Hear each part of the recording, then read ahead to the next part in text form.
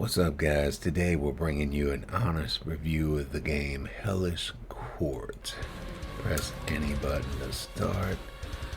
Alright, the menus are pretty simple. I don't have a problem with that. Maybe you do. This being an honest review, I'm going to show you what you're getting. I'm going to tell you what I like about a game. And then I'm going to tell you what I don't like. Some things like story are a work in progress. It's just to let you know what you're gonna get. Online, I believe, only works if you want like to connect with your buddy who also has the game. It's not like online matches or anything like that. Okay, options. You can go in the options and mess around. I like to turn the stamina off because then it's more of a clash and sword fight and less resting. You know, resting is not entertaining to me, but you can keep it on. And I like that people have the ability to adjust the game to play the way they want to, pretty much. Unfortunately, there isn't a slider to make limbs and heads fall off more often. Basically, this is all you can do is fight versus CPU. I don't know what survival mode is. I have not tried that yet. Versus player, I think that's that co-op thing I told you about. But basically, this duel here is what you're going to be doing all the time. When you first start, you can choose between wooden swords, and I think this one here is even in like a sparring room or whatever. I've not tried it. But you can go to sharp or wooden, whatever.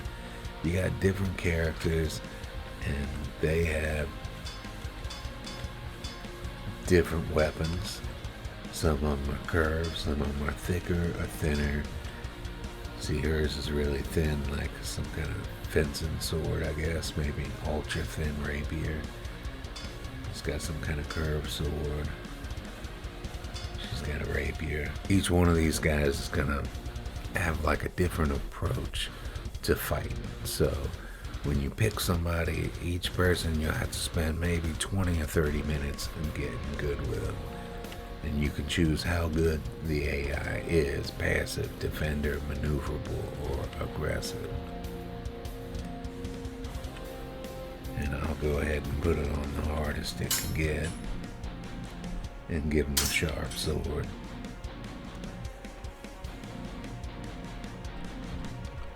They have different boards or whatever you can fight at. It's just background. You can't like interact with any of it.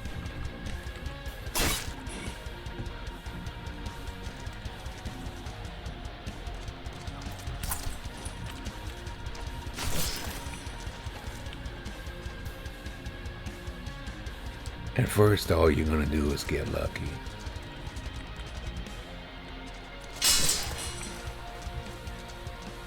Which is what I'm doing here, because I don't play with this guy often. I just basically started playing with him.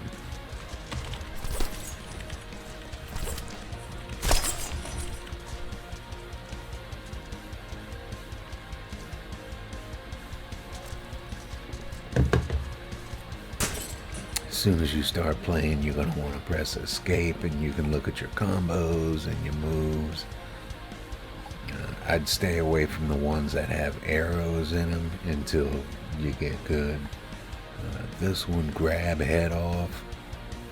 You may think you have to spam it, but all you have to do is touch those buttons. And I'm just showing you what you're going to be looking at when you come into the game. Each person, he has these moves, which are different. They're unique to him. Now, some of these combos are easy to get, and some of them are harder.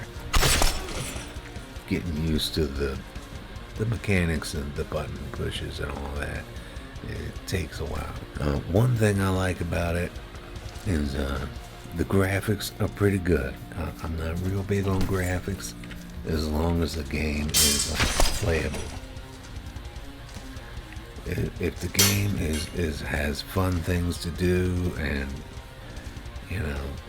it's got things I like in it, then I'm not real big on the graphics being fantastic. In this game, I'd say they're more than serviceable. Somebody obviously spent a lot of time on it. Another thing I like about the game is you can press the attack. If you get the advantage, you can press it and just railroad them, basically. Especially if you have the stamina turned off. And I suggest you do that because it makes it more fun. But you don't have to. You can play the game any way you want to.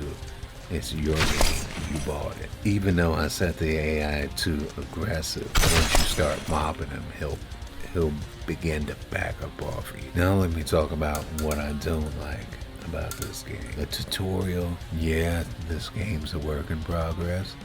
Yeah, this game is early access, but what game isn't early access right now? It's made for somebody who uses a controller. Obviously, it favors that.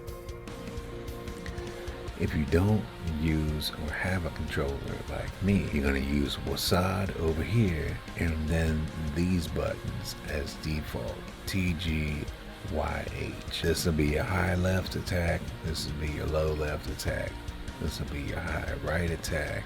This will be your low right attack. Now, holding your hands that close together, it gets old real fast. I have a full keyboard, and I was able to rebind the keys and move them on down the keyboard to the number pad. So that's good, but it's still, I'd like to see them on the mouse or something. Beware, that's what you're coming into. Another beef I have with this game is the decapitations hardly ever happen. The hands getting cut off hardly ever happen. They seem to happen more with this woman here. I'm guessing because she's got a great big sword.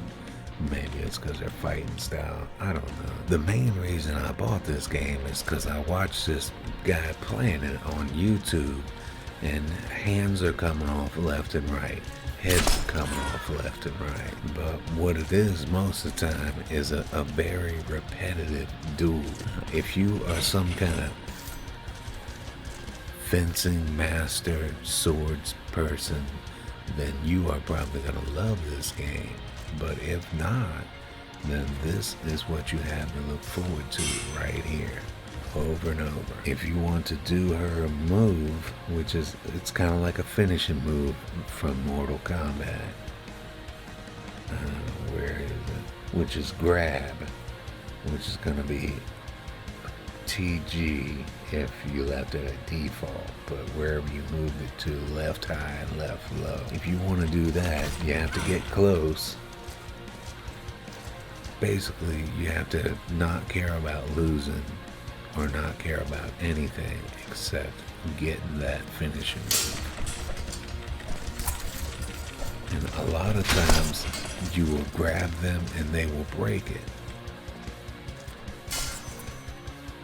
Getting good, you're going to spend about 20 minutes with a character before you start winning like every time and mopping the floor with whoever you're playing with. That's when you're going to get bored. After an hour, you're going to be, it's not going to be a challenge. See, I'm losing a lot because I haven't really played with her, but she likes to chop heads off, and it does not happen often. So if you're thinking about getting this game because you saw heads coming off and hands coming off, you can forget about that, homie. It hardly ever happens. It's really rare. All this blocking you see me doing and any repost, that just happens automatically. Now, if you don't hold any buttons, I'm not pressing any buttons. I'm just moving forward. She will automatically block. Now, the other person can get lucky and get an attack through, but for the most part, she's gonna block automatically. She's doing all that herself. I'm not pressing nothing except for moving backwards and forwards. Now, if you attack into their attack, obviously You want to attack high when they're attacking high and low when they're attacking low. Then you can get a more aggressive sword clanging going on. And see, their hand came off, but it does not happen a lot. If you attack into their attacks, you can be more aggressive and kind of get them on the defensive and then press the attack. But whatever you do, after an hour, this duel over and over again. There's no practicing on the sides to get your skills together. All the stuff that happened in KCD, Kingdom Come Deliverance, to get good, you had to practice for hours with Bernard. That stuff does not happen in this game. Alright, you're just as good as you are. You have the weapon you have, and that's it. You can customize what you're wearing some, as you see here. But that's it. You can match yourself up against different fighters. Yeah, she's got an ultra thin rapier. Slicing faces is pretty cool. First 20 minutes or so, this game is fun, but this is it right here, people. This is what you're paying $15 for. Now, I'm sure somebody put a lot of work into this thing, but if you want to pay 15 bucks to do this over and over again, and right here, all I'm doing is just spamming the same button over and over. You can't do that every time because AI kind of catches on to it, but it's still this duel over and over again. So I bought this game because it was billed by the YouTuber as like ultra violent. Hands and heads would be coming off left and right, and that's just not what I see here in the game. He definitely didn't tell me how repetitive these duels were going to be. After an hour, you're pretty much done with the game and ready to play something else. And for $15, I don't know. Well, that's it from me, folks.